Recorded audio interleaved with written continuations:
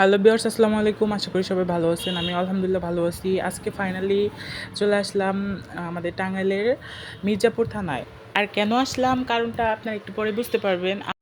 চুল আমার, মাথা আমার, প্রবলেম আমার হচ্ছে না, প্রবলেম হচ্ছে আমার এলাকার প্রতিবেশী সবারই।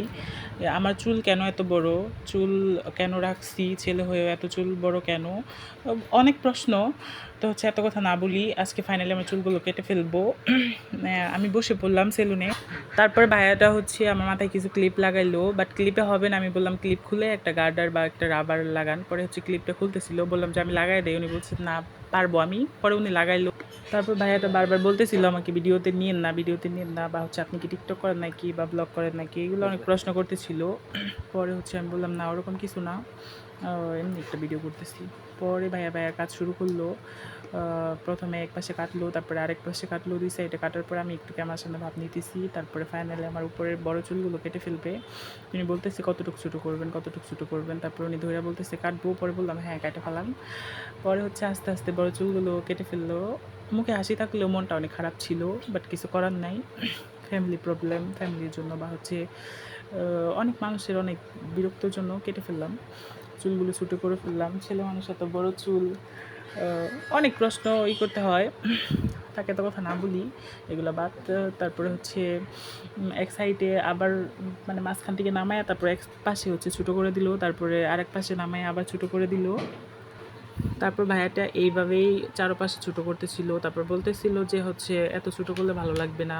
ফাইনালি আমার চুল কাটা কমপ্লিট। ভালো থাকবেন সবাই, আল্লাহ হাফেজ।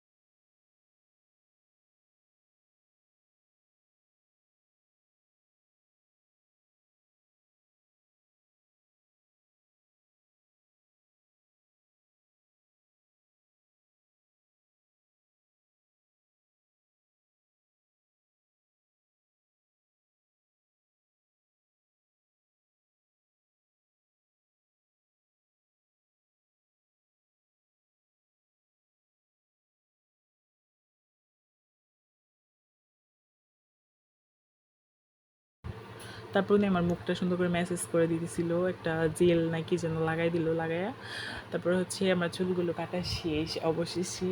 এটা হচ্ছে আমার ফাইনাল লুক।